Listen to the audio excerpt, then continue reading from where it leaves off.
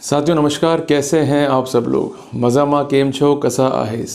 साथियों, food safety and standard act का अगर आप सेक्शन 77 पढ़ेंगे तो आप ये पाएंगे कि वहाँ पर एक ऐसा बचाव है डिफेंस के हाथ में जिसको हम कंसिडर नहीं करते हैं, एम्फेसाइज नहीं करते हैं। आपका बेसिक प्रॉब्लम क्या है कि जब भी हम लड़ने पहुँचते हैं तो हम सीधा लड़ने पहुँच जाते हैं। भाई, आप इनोसेंट हो, आप ईमानदार हो, आपने गलती नहीं करी माना, पर आप कितना ही चीख लो चिल्ला लो इंडियन कोर्ट्स के अंदर, कोई नहीं सुनेगा आपको जब तक कि आपके पास एक प्रॉपर डिफेंस ना हो। तो उसी डिफेंस की कड़ी में एक इंपॉर्टेंट डिफेंस है section 77 food safety and standard act का।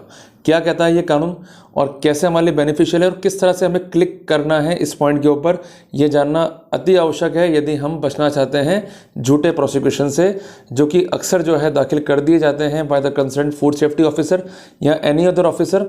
अज्ञानतावश या जानकारी नहीं है कानून की उसके चलते, या कोई अलग तरह का मोटिव है उसके चलते। तो उस सिनेरियो में ये प्रोविजंस जो है काफ़ी इंपॉर्टेंट है। क्या कहता है ये, सिर्फ 4 मिनट लगेंगे, शांतिपूर्वक जो है बातों को नोट डाउन कर लो। Section 77 of the food safety and standard act, it is concern with time limit for the prosecution. कानून ये कहता है कि जो लोग विजिलेंट नहीं है हम उसकी हेल्प नहीं कर सकते। तो विजिलेंसी को लेकर और टाइम बाउंड स्थितियों को लेकर और आपके राइट्स अनवारंटली अफेक्ट ना हो उसको लेकर के पहली बार पार्लियामेंट ने जो विजडम करी है वो ये करी है कि एक टाइम लिमिट प्रोग्राम जो है तैयार किया है food safety and standard act में। उनका कहना है कि जो भी कॉज ऑफ एक्शन है या जो भी ऑफेंस कमिट हुआ है उससे 1 साल के भीतर जो है प्रोसिक्यूशन को दाखिल करना होगा। अगर ऐसा नहीं करते हैं तो वहाँ पर कोर्ट ऐसे मामले का संज्ञान नहीं लेगा और ऐसे मामले को उसी स्तर पे उसी पॉइंट पे जो है रिजेक्ट कर देगा।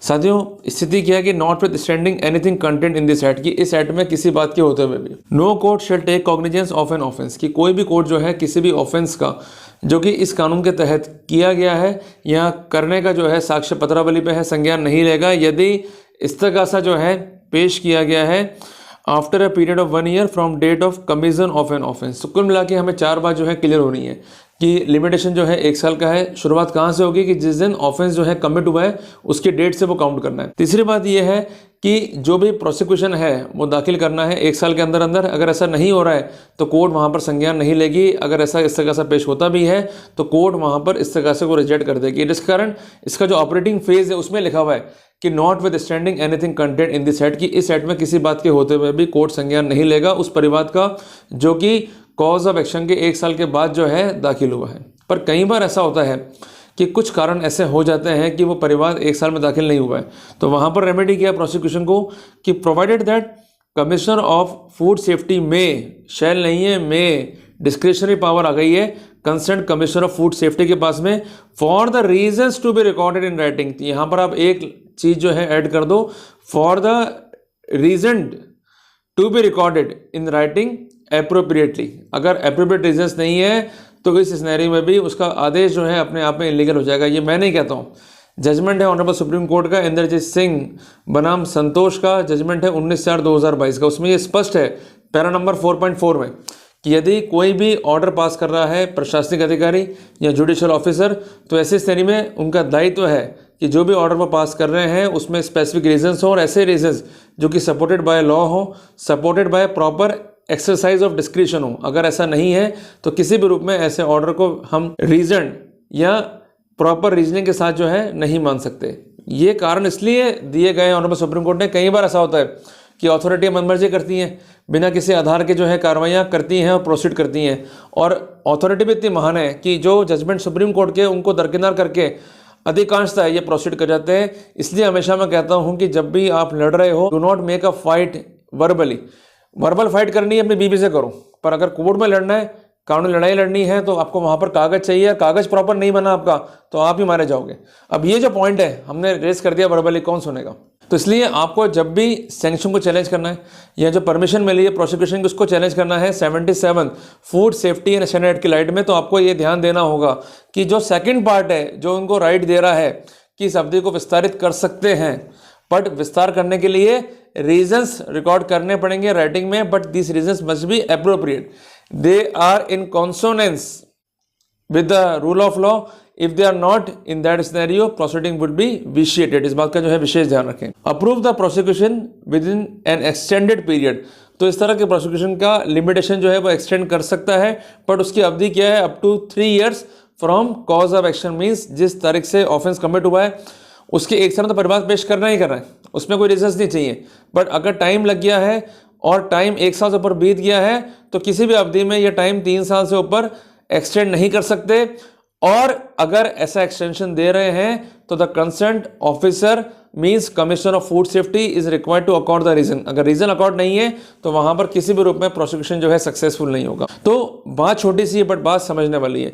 तो जब भी आप चैलेंज करें इस तरह की प्रोसीडिंग्स को तो इस बात का विशेष ध्यान रखिएगा कि जब भी कोर्ट सम्मन करता है आपको ऐसे मामलों में तो ये देखिए कि इसमें date of commission of offence क्या है, नंबर 1। नंबर 2, फाइल पुटअप कब हुई है कमिश्नर को उसकी परमिशन के लिए। नंबर 3, परमिशन कब मिली है। अगर पीरियड 1 साल का ऊपर हो चुका है और कोई फर्दर एक्सटेंशन नहीं है तो आप सेक्शन 77 के लाइट में हिट कर सकते हैं। और अगर ऑर्डर है और उसमें वो कारण है जो स्पेसिफिक नहीं है या रीजन नहीं है या सपोर्टेड बाय ड्यू एविडेंसेस नहीं है तो भी आप हिट कर सकते हैं। और एक बात ध्यान रखिएगा कि ऐसे अनेकों ही जजमेंट हैं ऑनरेबल सुप्रीम कोर्ट के जिसको अधिकांशतः फॉलो नहीं किया रहता है, जो कि कंसर्न है विद लॉ ऑफ लिमिटेशन।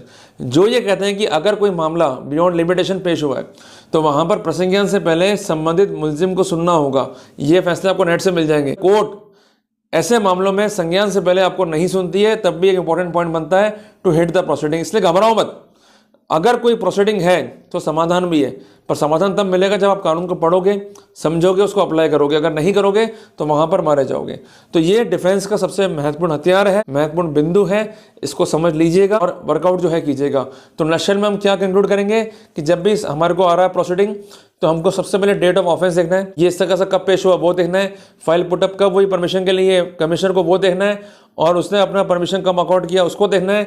अगर टाइम बीत चुका है 1 साल से ऊपर का तो उसने क्या रीजंस लिखे वो देखने हैं। और छठी बात, कोर्ट ने ऐसे रीजंस को एग्जामिन किया या नहीं किया अपनी प्रोसीडिंग्स में, इसको देखना है। अगर हमने ये 6 पॉइंट से वर्कआउट कर लिया तो निश्चित तौर पर एक बड़ा डिफेंस हमारे हाथ में होगा, एक बड़ा पॉइंट हिट करने का हमारे हाथ में होगा। ठीक है जी। तो वादा कीजिए कि मेहनत करेंगे, पढ़ेंगे, घबराएंगे नहीं। भले हम एक बिजनेसमैन है पर उसके बावजूद भी हमें मेहनत करनी है, कानून पढ़ना पड़ेगा। क्लियर है। कानून नहीं पढ़ेंगे तो शोषण आपका होगा, मुझे क्या। मेरा काम था सिर्फ वो गाइड करना और बताना। ठीक है जी। तो पढ़ेंगे ना, पक्की बात है, मेहनत करेंगे ना, पक्की बात है। तो ठीक है भाई, आज से शुरू हो जाओ, एड को पूरा पढ़ो, मेहनत करो, किसी से अपने को नहीं घबराना है और कहीं अपने को ब्लैकमेल नहीं होना है। कानून पढ़ा हुआ होगा, जानकारी आपको होगी तो लड़ पाओगे, जानकारी नहीं होगी तो वहां पर इंसेप्शन पे ही हार जाओगे। तो जीत तो आप उस दिन नहीं हो जिस दिन कोर्ट फैसला करता है, जीत तो आप उस दिन ही जाते हो जिस दिन आप अपने आप को लिटरेट करने का फैसला कर लेते हो। तो लिटरेट करो मेरे भाई, धंधा करो अच्छी बात है, पर लिटरेसी के साथ करोगे तो वहां नुकसान जो है कम से कम होगा। क्लियर है। तो जल्दी मिलते हैं एक नए टॉपिक के साथ। टिल देन, जय हिंद, जय भारत।